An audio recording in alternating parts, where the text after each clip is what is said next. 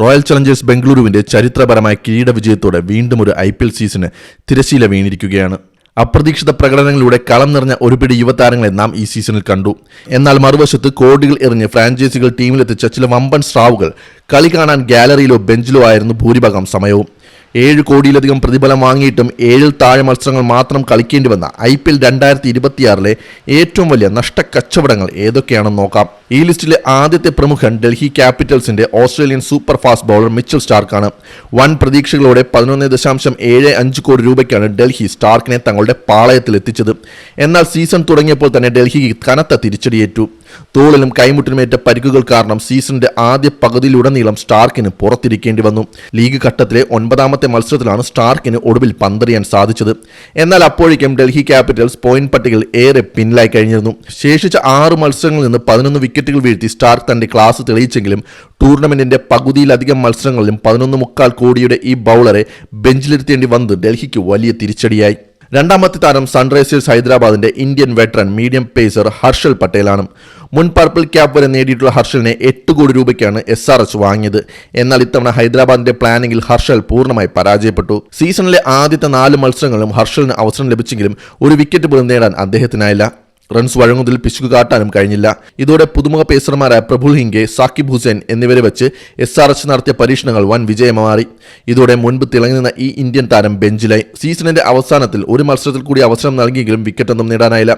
5 കളിയിൽ ഒറ്റ വിക്കറ്റ് പോലുമില്ലാതാണ് 8 കോടിയുടെ ഈ താരം സീസൺ അവസാനിപ്പിച്ചത്. മുംബൈ ഇന്ത്യൻസിന്റെ ആരാധകർ ഏറെ പ്രതീക്ഷയോടെ കാത്തിരുന്ന തിരിച്ചുവരവായിരുന്നു ന്യൂസിലൻഡ് ഫാസ്റ്റ് ബൗളർ ട്രെന്റ് ബോൾട്ടിൻ്റേത്.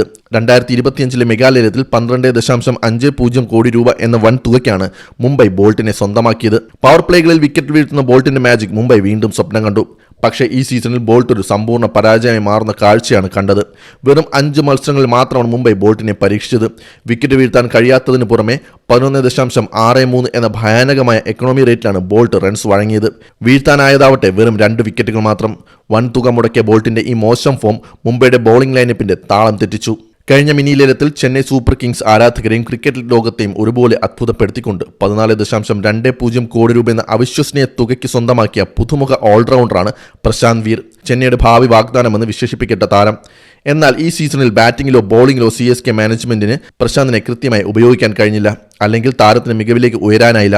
വെറും 6 മത്സരങ്ങളിൽ മാത്രമാണ് പ്രശാന്തിന് കളിക്കാൻ അവസരം ലഭിച്ചത്. ഇതിൽ നിന്ന് നേടാനായത് 90 റൺസ് മാത്രം. ബൗളിംഗിലും കാര്യമായ സ്വാധീനമുണ്ടാക്കാൻ താരത്തിന് കഴിഞ്ഞില്ല. 14 കോടിയിലധികം മുടക്കിയ ഒരു ഓൾറൗണ്ടറിൽ നിന്ന് ചെന്നൈ ആഗ്രഹിച്ച പ്രകടനത്തിന്റെ നിഴൽ മാത്രമാണ് ഗ്രൗണ്ടിൽ കണ്ടത്. ഇംഗ്ലണ്ടിന്റെ വമ്പനടിക്കാനായ ഓൾറൗണ്ടർ ലിയാം ലിവിങ്സ്റ്റൺ തങ്ങളുടെ ടീമിലെത്തിക്കാൻ സൺറൈസേഴ്സ് ഹൈദരാബാദ് കഴിഞ്ഞ മിനി ലേലത്തിൽ ചിലവഴിച്ചത് 13 കോടി രൂപയാണ്. ആ ലേലത്തിൽ SRH ഏറ്റവും കൂടുതൽ തുക നൽകിയതും ലിവിങ്സ്റ്റൺ ആയിരുന്നു. മധ്യനിരയിൽ തകർപ്പൻ അടികളിലൂടെ റൺ റേറ്റ് ഉയർത്തുമെന്നാണ് ടീം കരുതിയത്. എന്നാൽ വിദേശ താരങ്ങളുടെ കോമ്പിനേഷൻ കാരണമാണോ അതോ മറ്റ് തന്ത്രങ്ങൾ കൊണ്ടാണോ എന്നറിയില്ല, വെറും 2 മത്സരങ്ങളിൽ മാത്രമാണ് ലിവിങ്സ്റ്റനെ കളിപ്പിക്കാൻ ഓറഞ്ച് ആർമി തയ്യാറായത്. ഈ 2 മത്സരങ്ങളിൽ നിന്ന് വെറും 15 റൺസ് മാത്രമാണ് ലിവിങ്സ്റ്റൺ എടുത്തത്. ഒരു ഓവർ പോലും പന്തെറിയാൻ താരത്തിന് അവസരം ലഭിച്ചതുമില്ല. ചുരുക്കത്തിൽ 13 കോടി രൂപ മുടക്കിയ ഒരു മാച്ച് വിന്നർ ഭൂരിഭാഗം സമയം ഹൈദരാബാദിന്റെ ഡഗ് ഔട്ടിൽ വിശ്രമിക്കുകയായിരുന്നു. വലിയ വില കൊടുത്തു വാങ്ങുന്ന സൂപ്പർ താരങ്ങൾ പരിക്കിന്റെ പിടിയിലാകുന്നതും ഫോം ഔട്ടാകുന്നതും IPL പുതിയ കാര്യമല്ല. എന്നാൽ മെഗാലയലവും മിനി ലേലവും കഴിഞ്ഞ് കൃത്യമായ ആസൂത്രണത്തോടെ എത്തുന്ന ഫ്രാഞ്ചൈസികൾക്ക് ഈ താരങ്ങളുടെ പ്രകടനം കോടികളുടെ നഷ്ടമാണ് വരുത്തിവെച്ചിരിക്കുന്നത്. അടുത്ത സീസണിൽ ഈ താരങ്ങളെ ടീമുകൾ നിലനിർത്തുമോ അതോ റിലീസ് ചെയ്യുമോ എന്ന് കണ്ടു തന്നെ അറിയണം.